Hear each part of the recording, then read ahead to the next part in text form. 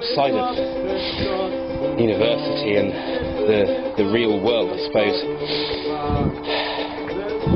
there's the religious aspect of things.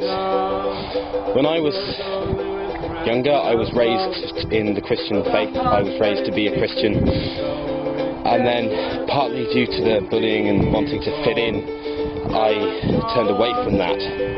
I became an atheist for a couple of years until I was about 16, and I went to Soul Survivor, and I met with God. Well, what I think was God. I went to Soul Survivor a couple more times, and I'd like to say I grew in my faith. But the more I talk to Christian people, and the more I talk with atheists, the more I talk with people who have any sort of view on religious life, I get very concerned, because the God that I think that I know is very different from the God that is written down in the Bible and preached by people on street corners with angry voices, smacking Bibles around and yelling about fire and brimstone. That's why now I feel very uncomfortable pigeonholing myself as a Christian. That first moment when I realised that wasn't who I was when this whole issue of gay marriage erupted in the UK. Now, for me, it's as simple as they're not impacting on your life. Let them do what they want. If you don't want to get married in your churches, that's fine. But if they want to call it marriage, marriage has become so much more than a relationship between two people and a deity. It's become a state institution.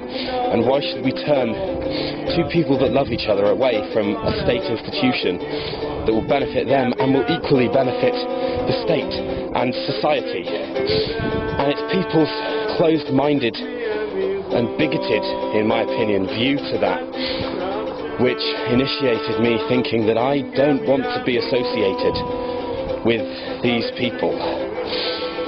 I'm not saying that every Christian is a bad person. I'm saying that there is a vocal enough minority to change the outside view of this group of people to something that should be all about loving each other and loving other people and loving the entire world, and turning it into effectively a hate group.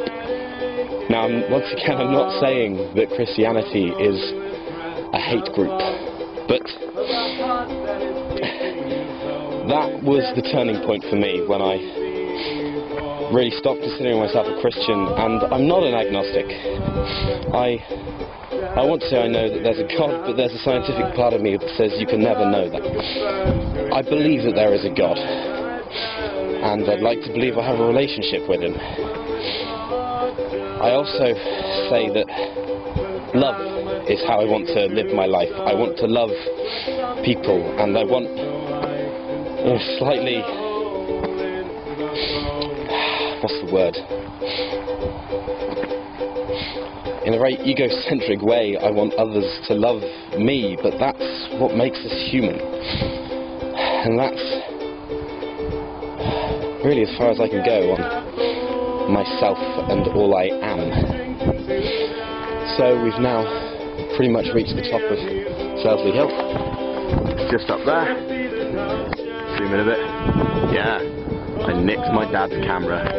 So it's just up there, that's the top graph. It shows the top of Selsley Hill. And this is where I grew up.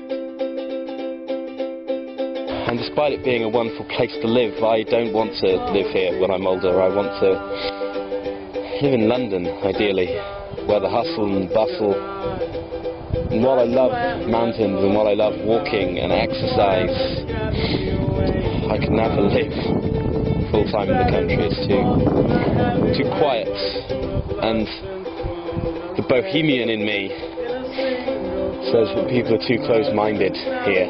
They don't have an open enough view to life. So, as a scientist, a bohemian, a man who loves, a writer, an actor, and a man that has been shaped, well, a boy, has been shaped by bullying and this landscape here.